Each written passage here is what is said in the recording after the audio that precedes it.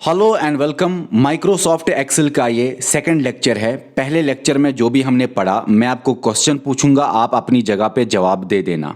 अगर सवाल आए कि माइक्रोसॉफ्ट एक्सेल जो है वो ओपन सोर्स सॉफ्टवेयर है कि प्रॉप्राइटरी सॉफ्टवेयर, तो आपको लिखना है प्रॉप्राइटरी सॉफ्टवेयर।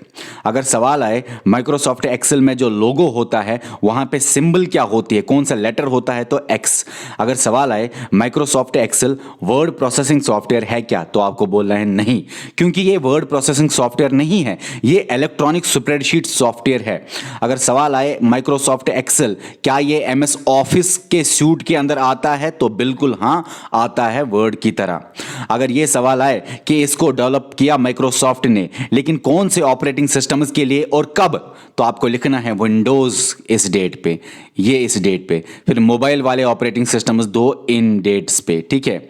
अगर ये सवाल आए ये जो माइक्रोसॉफ्ट एक्सेल इलेक्ट्रॉनिक स्प्रेडशीट है, इलेक्ट्रॉनिक स्प्रेडशीट में होता क्या है, आपको बोलना है रोज और कॉलम्स में टेबल्स बनते हैं और टेबुलर फॉर्म में ये डाटा का करना, ये चीजें जैसे कि अकाउंटिंग लेजर में आपने किया ही होगा।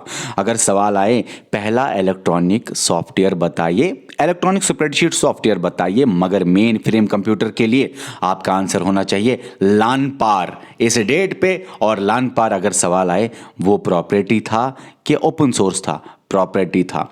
अगर ये सवाल आए कि पीसी मिनी माइक्रो कंप्यूटर के लिए आप बताइए पहला पहला इलेक्ट्रॉनिक स्प्रेडशीट कौन सा है, तो आपको बोलना है वीसी कैल्क, मतलब विजिबल कैलकुलेटर। और इस डेट पे क्या वो ओपन सोर्स था? नहीं नहीं नहीं, वो प्रॉपर्टी था। अच्छा, ये जो स्प्रेडशीट आप पढ़ रहे हो ये किसके लिए इस्तेमाल होता है? कैलकुलेशन के लिए, बजट बनाने के लिए, बिल्स बनाने के लिए, अकाउंटिंग और बुक कीपिंग के लिए। आप इसमें न्यूमेरिकल कैलकुलेशंस करते हो, आप स्टैटिस्टिकल चीजें आप इसमें इसके अंदर करते हो। अगर ये सवाल आए कि एमएस एक्सेल कब वजूद में आया, 1985 मैक ऑपरेटिंग सिस्टम के लिए। सबसे ज्यादा कौन सा वाइडली यूज्ड स्प्रेडशीट है? एक्सेल है। लेकिन ये तो ओपन सोर्स से सवाल बनेगा। ओपन सोर्स सॉफ्टवेयर में आप बताइए कौन से ऐसे स्प्रेडशीट सॉफ्टवेयर है? टिकी विकी और सिटर। ओके, टिकी विकी याद रखना, ठीक है। टिकी विकी याद रखना आसान भी है, क्योंकि विकी आया ना बीच में, विकीपीडिया जितने भी है वो ओपन सोर्स सॉफ्टवेयर है। फिर अगर सवाल आए कि इसको आप किस किस तरीके से खोल सकते हो, तो ये आपके सामने है, बहुत आसान है, ये मैंने बताया पुराने लेक्चर में। हाँ, अगर ये सवाल आए कि डिफॉल्ट फाइल नेम क्या होता है फाइल पे, जैसे वहां पे डॉक्यूमेंट था एमएस वर्ड में बुक 1, एक्सटेंशन क्या क्या पड़ता है इसी फाइल नेम के बाद में, बुक 1 के बाद में एक्सटेंशन पड़ता है XLSX। ये 2007 के बाद में था, लेकिन 2003 में जो वाइडली यूज हुआ और 2003 से पहले भी यूज हो रहा था, वो एक्सटेंशन का नाम है XLS। इसको आप भूल जाए, ये याद नहीं रखना, लेकिन हाँ ये याद रखना 2007 के बाद में ये अगर एक्सटेंशन है तो ये किसका एक्सटेंशन है? XLSM, मतलब कि मैक्रोज के लिए, M मतलब मैक्रोज के लिए। ये मैक्रो का मतलब आप जो चीजें कर रहे हो वो रिकॉर्ड हो रहे हैं ताकि आप रीयूज कर सको। मैंने आपको एमएस वर्ड के लास्ट लेक्चर में बोला था मैक्रोज से याद रखना, माइक्रोफोन से रिकॉर्ड कर रहे हैं हम चीजें, उतना इंपॉर्टेंट नहीं है। अब है आपका second lecture, basic terms of Excel spreadsheet. Spreadsheet या जो एक्सेल है उसके बेसिक टर्म्स क्या क्या है, क्योंकि स्प्रेडशीट खुद एक एग्जांपल है। एक्सेल खुद एक एग्जांपल है स्प्रेडशीट की। इसको इसीलिए कभी कभी एक्सेल स्प्रेडशीट भी बोलते हैं। तो एक्सेल स्प्रेडशीट के बेसिक टर्म्स क्या क्या है, ये अगर स्लाइड आपको समझ में आई तो आपको एक्सेल का 70% आपने कर लिया। सबसे इंपॉर्टेंट ये स्लाइड है जो आपके सामने है, आराम से समझाऊंगा मैं, धीरे धीरे हर एक बात समझ आएगी। इस एक्सेल स्प्रेडशीट को कभी कभी बोलते हैं वर्कबुक भी, इसी स्प्रेडशीट को कभी कभी बोलते हैं वर्कशीट भी। अब इसको वर्कशीट कब बोलते हैं, वर्कबुक कब बोलते हैं, यह आपको समझ में आएगा जब हम पहले वर्कशीट और वर्कबुक पढ़े, फिर मैं यहां पे वापस आऊंगा। चलिए, जब आप एक्सेल को खोलते हो या एक्सेल के स्प्रेडशीट को खोलते हो तो आपके सामने ऐसा लेआउट, ऐसा इंटरफेस आता है सामने। आप देखते हो कुछ ऐसे डब्बे हैं, कुछ ऐसे टेबल्स बनाए हुए हैं, ये कॉलम्स है और ये रोज है। इस पे मैं आऊंगा, लेकिन जब आपके सामने ये एक ग्रिड आता है, ग्रिड जिसमें बहुत सारे कॉलम्स, बहुत सारे कॉलम्स और बहुत सारे रोज मिलके ये ग्रिड बनाते हैं। ये पूरा ग्रिड जो है ना, पूरा ग्रिड ये एक शीट है। इसी तरह दूसरा ग्रिड के लिए आपको दूसरा शीट पे जाना पड़ेगा। तीसरा ग्रिड भी हो सकता है, तीसरा शीट भी हो सकता है। भाई पेपर होता है ना, एक बुक होती है और एक पेपर होता है, बुक के अंदर पेपर होते हैं। तो ये एक शीट है, जैसे बुक के अंदर एक शीट होते हैं, तो ये एक शीट है जो ग्रिड बना हुआ है। इसी को बोलते हैं वर्कशीट। वर्कशीट क्या होता है? रेक्टेंगुलर, आपके सामने ये रेक्टेंगुलर बहुत सारे ग्रिड्स, बहुत सारे ये डब्बे, बहुत सारे ये टेबल्स रेक्टेंगुलर शेप में होते हैं, इसको बोलते हैं वर्कशीट, एक शीट। मगर एक शीट ही नहीं, बहुत सारे शीट हो सकते हैं, उनको बोलते हैं वर्कबुक। जैसे कि ये आपके सामने एक शीट है, इसको बोलेंगे वर्कशीट, क्योंकि रेक्टेंगुलर ग्रिड है, कॉलम से और रोज से बना हुआ। अब ये एक शीट है। इसी तरह शीट 2, शीट 3 हो सकते हैं, और यही डिफरेंट शीट्स को बोला जाता है बुक, क्योंकि बुक में बहुत सारे शीट होते हैं। तो शीट है, बहुत सारे शीट मिल के बनाते हैं बुक, है ना, बहुत आसान है। वर्कशीट है और बहुत सारे वर्कशीट्स मिलके बनाते हैं वर्कबुक। लेकिन हां, एक वर्कबुक में बाय डिफॉल्ट 3 वर्कशीट्स होते हैं, इसीलिए यहां पे 3 ही मैंने लिखे, 3 शीट्स। 3 वर्कशीट्स एक वर्कबुक में होता है। आप एक शीट पे काम करोगे, आपके सामने वर्कबुक है, 3 शीट्स हैं, आप एक शीट भरोगे जितना भी करना है, फिर जाके आप दूसरे शीट पे क्लिक करोगे, आएगा दूसरा शीट, आप उस दूसरे शीट को भरो, फिर जाके आप तीसरे शीट पे क्लिक करोगे, आपके सामने आएगा तीसरा शीट, फिर तीसरे शीट पे काम करो। ये जब आप काम कर रहे हो, आप एक शीट पे नहीं काम कर रहे, आप पूरे वर्कबुक पे काम कर रहे हो, क्योंकि वर्कबुक में बहुत सारे शीट्स होते हैं। कभी कभी आपको इन शीट्स की जरूरत नहीं पड़ती, आप एक ही शीट पे काम करते हो, तो उस टाइम आप एक ही वर्कशीट के ऊपर काम करते हो, ये दूसरा और तीसरा आपको चाहिए ही नहीं। आप उस टाइम वर्कबुक पे काम ही नहीं कर रहे हो, आप सिर्फ एक स्प्रेडशीट पे काम कर रहे हो। इसीलिए याद रखना, जब आप एक शीट पे काम कर रहे होते हो, तब उसको बोलते हैं वर्कशीट। मतलब आपके स्प्रेडशीट का दूसरा नाम है वर्कशीट, क्योंकि आप एक ही वर्कशीट पे काम कर रहे हो, एक ही शीट पे आप एक ही वर्कशीट पे काम कर रहे हो, तब उसको बोलते हैं स्प्रेडशीट को वर्कशीट। अगर आपके सामने बहुत सारे शीट्स है, आप वर्कबुक पे काम कर रहे हो, नॉर्मली बाय डिफॉल्ट 3 शीट्स जिसके अंदर होंगे। अगर आप एक बुक के ऊपर काम कर रहे हो, आप उस टाइम अपने स्प्रेडशीट को बोल सकते हो कि ये है वर्कबुक। इसीलिए मैंने बोला स्प्रेडशीट को कभी वर्कबुक भी बोलते हैं, जब स्प्रेडशीट के अंदर आप वर्कबुक पे काम करते हो। स्प्रेडशीट को कभी वर्कशीट भी बोलते हैं, जब आप वर्कबुक पे काम नहीं कर रहे होते, आप सिर्फ एक वर्कशीट पे काम कर रहे होते हैं, वो उस टाइम स्प्रेडशीट को बोलते हैं वर्कशीट भी। अब अगर सवाल आए स्प्रेडशीट को कब बोलोगे आप वर्कशीट, जब आप सिर्फ एक वर्कशीट पे काम कर रहे होते हो। स्प्रेडशीट को कभी कभी बोलते हैं वर्कबुक भी, जब आप उस टाइम बोलते हैं जब आप एक वर्कबुक पे काम कर रहे होते हैं। अब इसी के साथ साथ आपको वर्कशीट भी समझ में आ गया। वर्कशीट क्या है? एक रेक्टेंगुलर ग्रिड जो कॉलम से और रोज से बना हुआ है, इसी को बोलते हैं वर्कशीट। अब अगर सवाल आए वर्कबुक क्या है, आपको बोलना है बहुत सारे ऐसे ही शीट्स मिलके वर्कशीट्स मिलके बनाते हैं वर्कबुक। 3 वर्कशीट्स बाय डिफॉल्ट एक वर्कबुक में होते हैं, लेकिन वर्कबुक में भी यही रेक्टेंगुलर ग्रिड्स होते हैं। लेकिन बहुत सारे रेक्टेंगुलर ग्रिड्स होते हैं, बहुत सारी शीट्स होते हैं, तो अलग अलग रेक्टेंगुलर ग्रिड्स आते हैं। ओके, वर्कशीट ही है, वर्कबुक में भी रेक्टेंगुलर ग्रिड्स है, लेकिन बहुत सारे वर्कशीट्स है। ये आपको समझ में आया? मैं नहीं चाहता इसको कॉम्प्लिकेटेड ज्यादा बनाना। रोज क्या होते हैं, कॉलम्स क्या होते हैं, याद रखना। रोज में हमेशा नंबर ही होते हैं, कॉलम्स में हमेशा लेटर ही होते हैं, ABCD। ये आपके सामने आया, इनको बोलते हैं कॉलम्स। किनको? ABCD। मगर आपके दिमाग में ये नहीं आना चाहिए ABCD ऐसे, ना ना ना ना ना ना ना, ए का मतलब ये कॉलम है, बी का मतलब ये कॉलम है, सी का मतलब ये कॉलम है, डी का मतलब कॉलम, ई कॉलम, एफ जी, इसी तरह ऐसे ऐसे लास्ट वाला कॉलम हो सकता है एक शीट के अंदर।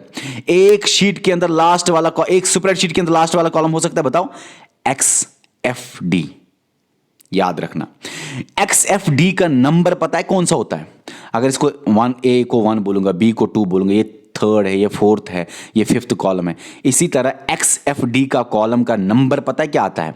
16384। 16384 एक शीट के अंदर हो सकता है।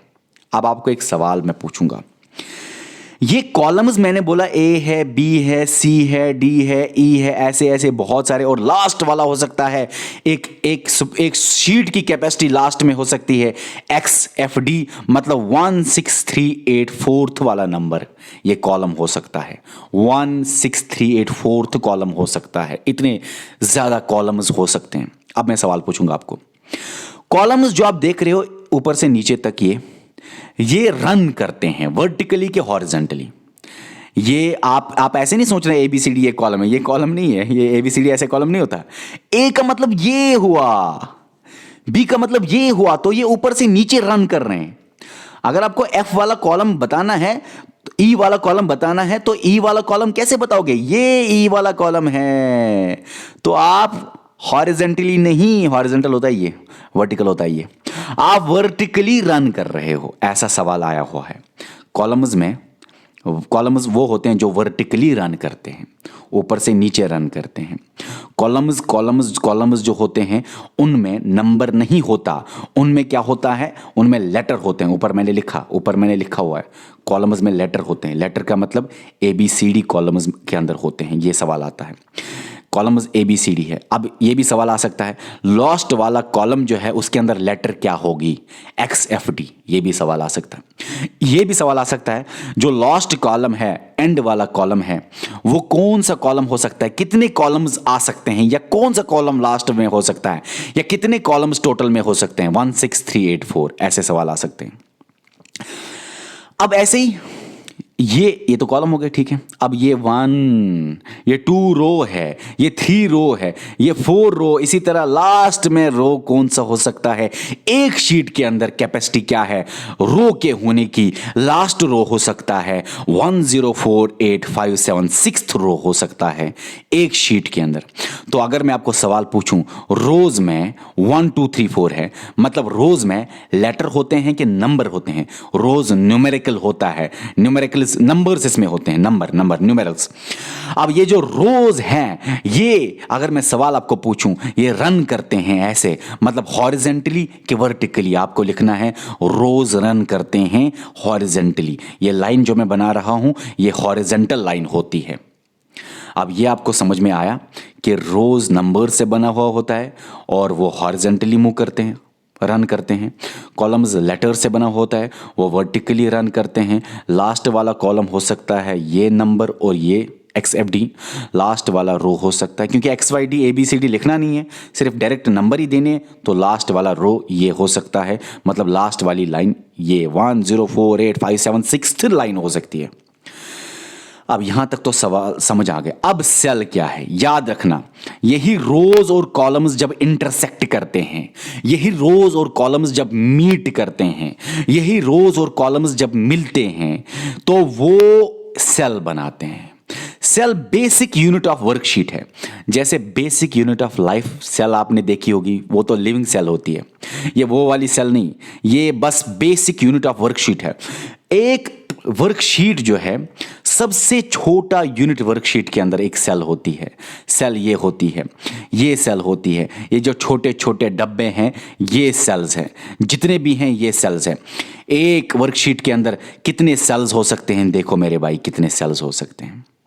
ये तो एक सेल है, दूसरा, तीसरा, इसी तरह, फिर ये फिफ्थ, इसी तरह ये सेल गिनो, टोटल में लास्ट में इतने सेल्स हो सकते हैं।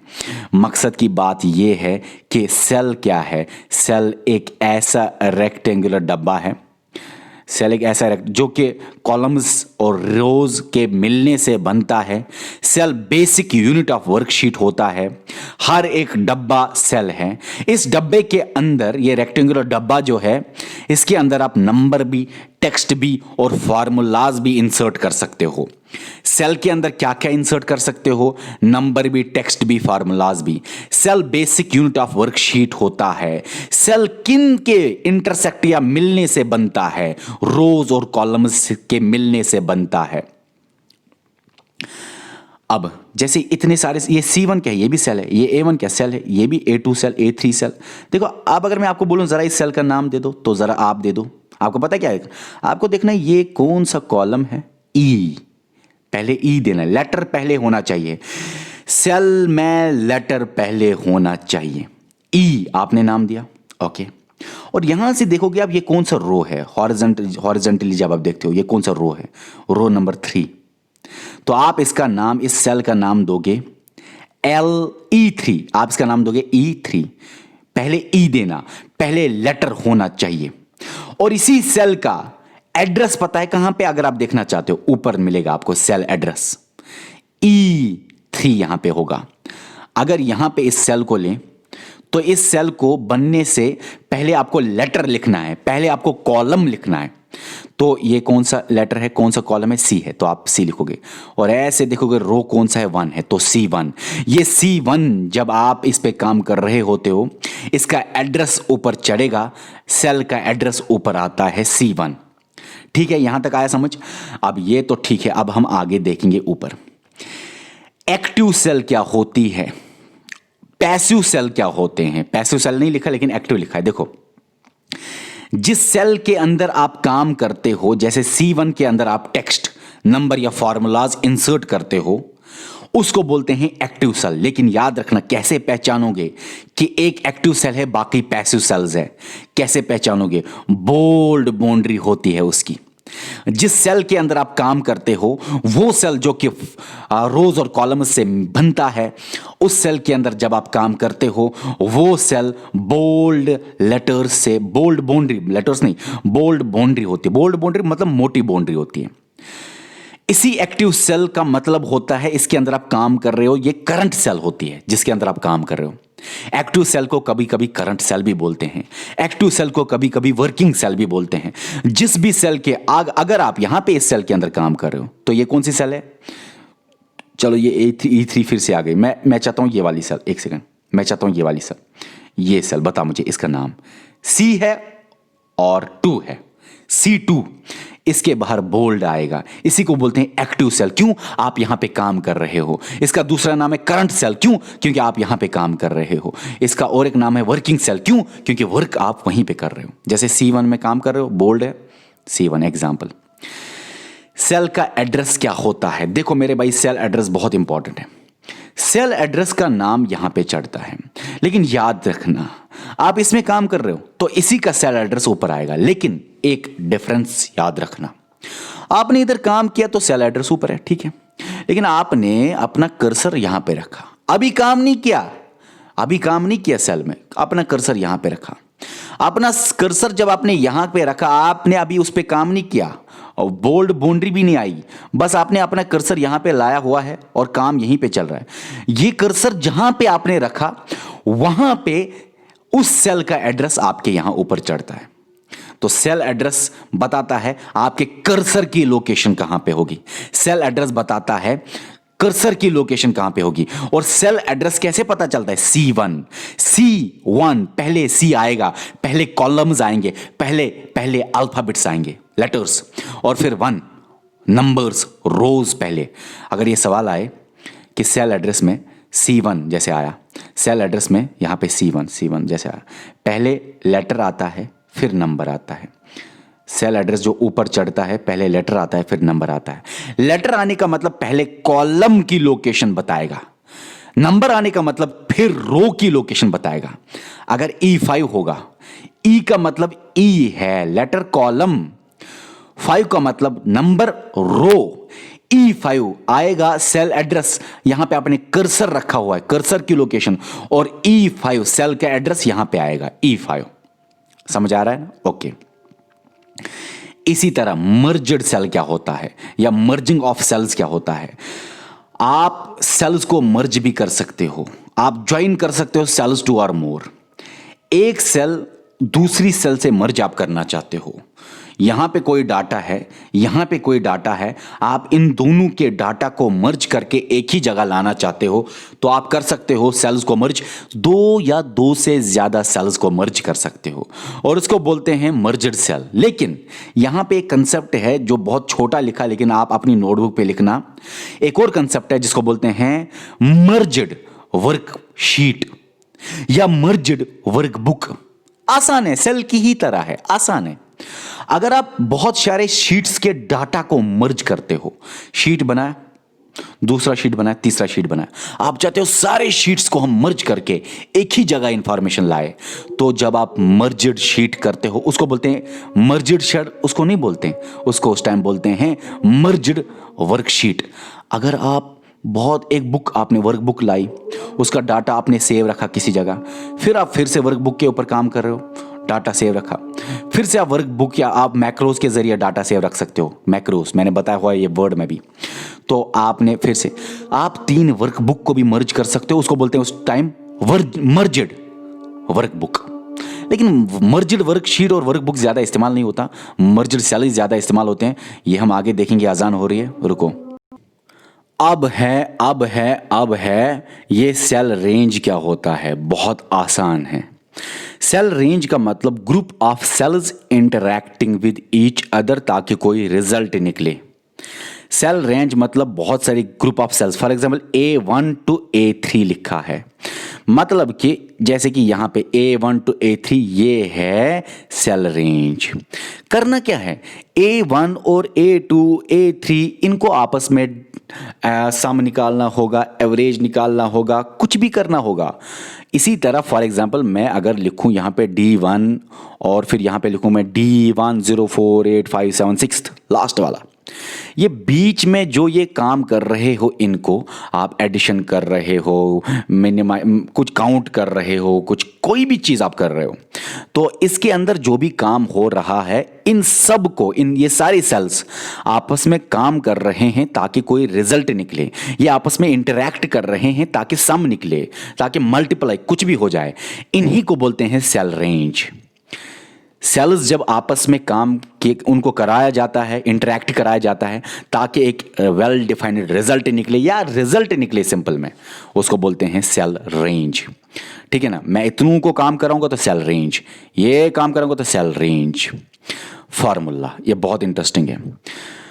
जिस भी सेल रेंज के ऊपर मैं काम करा रहा हूं, फॉर एग्जाम्पल इसको या यहां पे लिया ही हुआ है A1 से A3, जिस भी सेल रेंज के ऊपर मैं काम करता हूं, मैं कोई काम तो करूंगा ना, मैं कोई फार्मूला तो लगाऊंगा ना, और मैं फार्मूला लगा सकता हूं। फार्मूलाज इन्हीं सेल रेंजेस पे लगाया जाता है और फार्मूला के पहले इक्वल टू होना बहुत ज्यादा जरूरी है।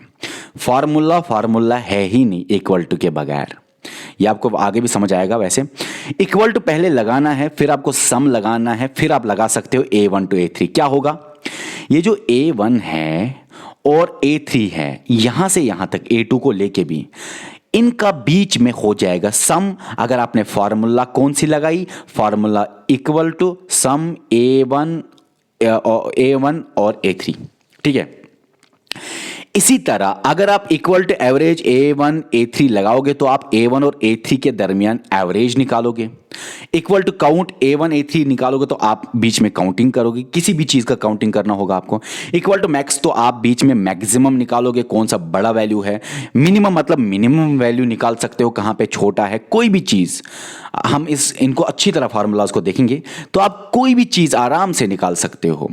तो लेकिन ये जो फार्मूलाज है सम एवरेज काउंट मैक्सिमम मिनिमाइज, ये है प्री डिफाइंड फार्मूलाज। आप अपने से भी लिख सकते हो बहुत सारी फार्मूलाज, लेकिन प्री डिफाइंड फार्मूलाज ये सारी होती हैं। अब यहां पे मैंने A1 और A10 लिखा, इसका मतलब क्या है, इसका मतलब A1 से लेके A10 कहीं ना कहीं यहां पे होगा बीच में। तो इनके दरमियान मैक्सिमाइज और मिनिमाइज देखना है आपको, मिनिमम वैल्यू मैक्सिमम वैल्यू या जो भी आप कर रहे हो, और अब मैं आपको एक इंटरेस्टिंग बात बताऊं, वो ये कि जब आप फार्मूला लगाते हो, आप इक्वल टू लगाते हो, बहुत अच्छी बात है, लेकिन आप पहले लेटर लगाओगे फिर आप नंबर लगाओगे। यहां पे भी एड्रेस की तरह पहले लेटर फिर नंबर, पहले नंबर फिर लेटर, जो जहां पे भी दिखे आपको फार्मूला गलत है। फार्मूला में आपको पहले लेटर फिर नंबर लगाना पड़ेगा, ठीक है। आप A2 आप ऐसे भी कर सकते हो, फॉर एग्जांपल A1 है, आपने पहले लेटर नंबर फिर प्लस या सम कर सकते हो, बीच में लिख सकते हो, और फिर 2 भी लिख सकते हो, लास्ट में अकेला नंबर भी लिख सकते हो, लेकिन 3 भी लिख सकते हो। उससे क्या होगा, A1 का प्लस हो जाएगा 2 3 के साथ, वो भी सही है।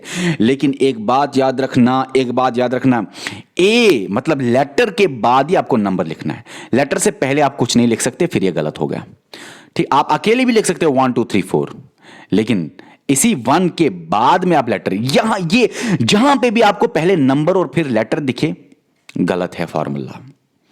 पहले लेटर होना चाहिए ABCD, लेटर के बाद नंबर, उसी के साथ नंबर होना चाहिए। अकेला हो सकता है नंबर, तो ये तो ठीक है। अब मैं आपको सामने ये बात करने जा रहा हूं कि ये जो फार्मूला बार है वो यहां पे आता है। फार्मूला बार में जब आप एक्टिव सेल में कुछ लिखते हो बोल्ड में, तो वो ऑटोमेटिकली ऊपर फार्मूला बार में ही आता है। आपने एक्टिव सेल में कुछ लिखा है, बोल्ड बाउंड्री के अंदर कुछ लिखा, 3 + 2 लिख रहे हो, कुछ भी लिख रहे हो, तो वो फार्मूला बार के अंदर भी आता है। इसीलिए मैंने लिखा अपीयर इन बोथ। जब आप एक्टिव सेल के अंदर कुछ लिख रहे हो, वो फार्मूला बार के अंदर भी आता है। अब जब फार्मूला बार का नाम आया, मतलब कि ये MS एक्सेल जो है, स्प्रेडशीट एक टाइप का, उसमें न्यूमेरिकल और स्टैटिस्टिकल कैलकुलेशन तो होती होगी, क्योंकि फार्मूला आया, ये तो दूर से ही लगता है फार्मूला आया, है ना। अब आपको ये जानना है, 2003 का एक वर्जन था, 2007 का वर्जन था, 2010 का वर्जन था, 2013 का वर्जन था। वर्जन के बाद मैं आपको ये थोड़ा सा समझाऊंगा। देखो मेरे भाई, 2003 वर्जन में रोज इतने होते थे, कॉलम्स इतने और सेल्स इतने। 2007 वर्जन में जो हुआ वो बाद के वर्जन्स में भी आया, सेम टू सेम। इसीलिए 2007 वर्जन में कम से कम ये रोज और कॉलम्स याद तो रखो। इसके बहुत कम चांसेस है सेल्स आने के। अगर आप याद रखना चाहते हो तो लास्ट में 84 याद रखो, ठीक है ना। एक याद रखो, क्योंकि 84 यहाँ पे भी है, 84 यहाँ पे भी है, आप आराम से याद रख सकते हो। अगर आप सिर्फ 84 याद रखोगे तो वहाँ पे ऑप्शन आप कर सकते हो। 84 यहाँ पे भी है, कॉलम भी 84 है, ठीक है। इसी तरह ये याद रखो किसी भी तरह से। तो इसी तरह कोई ना कोई ट्रिक बना के। तो अब मैं आपको बोलना चाहता हूं, 2007 के बाद में ये सेम टू सेम चला। अब आगे हम चलेंगे। हाँ, ये बात तो मैंने बोली, ये शीट्स मिला के वर्कबुक बनाते हैं। नॉर्मली वर्कबुक के अंदर 3 शीट्स होते हैं। अब यहाँ पे हम आ रहे हैं, ये जो आपके सामने इसका इंटरफेस आ रहा है, वो इंटरफेस कैसा होता है। बहुत आसान है। अब आप देखो, सेम टू सेम है, ज़्यादा कोई डिफरेंस है ही नहीं, सेम टू सेम है जो आपने पढ़ा वर्ड में। देखो मेरे भाई, यहाँ पे ये है, क्या होता, कुछ चीज़ें इसने लिखी नहीं, लेकिन मैं हाँ लिखा है टाइटल बार। ये क्या है ऊपर, इसको बोलते हैं टाइटल बार। टाइटल बार में यहाँ पे क्या होता है, यहाँ पे होता है नेम ऑफ फाइल। यहाँ पे डॉक्यूमेंट नहीं है, MS वर्ड नहीं है, एक्सेल पढ़ रहे हैं तो बुक 1 होगा। इसी टाइटल बार के राइट साइड में क्या है, वो आपको याद होगा, याद करो, विंडोज कंट्रोल बार, मिनिमाइज, मैक्सिमाइज और क्रॉस। इसी के इधर में क्या है, क्विक एक्सेस टूल बार। हाँ, वो तो लिखा है क्विक एक्सेस टूल बार। उसी के अंदर ये सारी चीजें आती हैं। इनको क्या बोलते हैं, याद करो, मैंने पढ़ा हुआ है, इनको बोलते हैं टैब्स। और हर एक टैब के अंदर अपना अपना अपना अपना ग्रुप होता है। टैब्स के अंदर ग्रुप होता है, और याद करो, यही टैब्स और यही ग्रुप्स मिलके बनाते हैं रिबन। रिबन में टैब होता है और टैब्स के अपने एसोसिएटेड ग्रुप्स होते हैं। याद हो रहा है ना। अब हर एक ग्रुप में, फॉर एग्जांपल होम टैब है, उसके अंदर ग्रुप है, नंबर ग्रुप है, स्टाइल ग्रुप है, सेल ग्रुप है, एडिटिंग ग्रुप है। हर एक ग्रुप, क्लिपबोर्ड, फॉन्ट, हर एक ग्रुप के अंदर क्या होते हैं, कमांड्स। ये मैंने आपको बोला ना। अच्छा, अब इसी तरह हम नीचे आएंगे तो यहां पे ये अभी मैंने बोला क्या है, बताओ। ये है नेम बॉक्स या एड्रेस बॉक्स भी इसको आप बोल सकते हो। इसको आप नेम बॉक्स भी बोलो, कोई बात नहीं। इसको आप सेल एड्रेस बॉक्स भी बोलो, कोई बात नहीं। आप इसको नेम बॉक्स बोलो, सेल एड्रेस बोलो। अच्छा सवाल अगर आए, नेम बॉक्स में क्या होता है, नेम बॉक्स में सेल का एड्रेस होता है। A1 पहले लेटर फिर नंबर, A1 लिखा है ना, पहले लेटर फिर नंबर। जो ये है इसको बोलते हैं सेल, सेल, ठीक है, इसको बोलते हैं सेल। वैसे इसको लिखना था कौन सी सेल, इसको लिखना था करंट सेल, ठीक है ना। एक्टिव सेल इसको लिखना था करंट सेल, क्योंकि ये बोल्ड में है, कहीं और मत सेल है कोई करंट। इसको आप सेल के बदले लिखोगे करंट सेल, क्योंकि यहाँ पे बोल्ड में है ना, तो आप लिखोगे करंट सेल या एक्टिव सेल, और इसको थोड़ा सा और भी बोल्ड करना, ठीक है। अच्छा, अब ये जो ठीक है, अच्छा इसने तो बोला है रिबन है ये, हाँ इसने तो चीज़ें बोली है, मैं तो सोच रहा था इसने बोला ही नहीं। एक सेकंड, क्या हुआ इसको, ओ मैं, अरे यार, तो ये रिबन है बोला हुआ मैंने, ये आपको टैब और ग्रुप्स मिला के रिबन बनता है। फिर ये टाइटल बार है, ये फार्मूला बार है, यहाँ पे फार्मूला बार होता है। ये कॉलम्स होते हैं, ये 1 2 ABCD 1 लेटर्स कॉलम्स में होते हैं। और ये कॉलम ऐसे मतलब कि ये कॉलम कहाँ से रन करते हैं, ऊपर से नीचे, मतलब वर्टिकली। अब इसी तरह ये है रोज, 1 2 3 4 रोज है। अब ये रोज ऐसे काम कर रहे हैं, ऐसा नहीं सोचना कभी ये वर्टिकल है ना, रोज ऐसे, तो ये रन कहां से कहां कर रहे हैं, हॉरिजॉन्टली। अक्सर ये सवाल आता है, क्यों? क्योंकि बच्चे सोचते हैं रोज तो ये वर्टिकल है। नहीं भाई, रो का मतलब है, एक रो का मतलब है ये लाइन, तो ये रन करता है वर्टिकली, वो भी लेफ्ट से राइट, यहां से यहां तक ये रन कर रहा है रोज। अब अगर ये सवाल आए कि स्प्रेडशीट का नेविगेशन यहां से भी हो सकता है कि कौन से शीट में जाना है, और यहां से भी हो सकता है शीट 1 शीट 2 शीट 3, और इन्हीं शीट्स को आप बोल सकते हो वर्क, ये तो वर्कशीट है, लेकिन तीनों वर्कशीट्स को बोल सकते हो वर्कबुक भी। इन्होंने ये वर्कशीट लिखा है तीनों को, लेकिन तीनों वर्कशीट्स को मिला के आप वर्कबुक बोल सकते हो।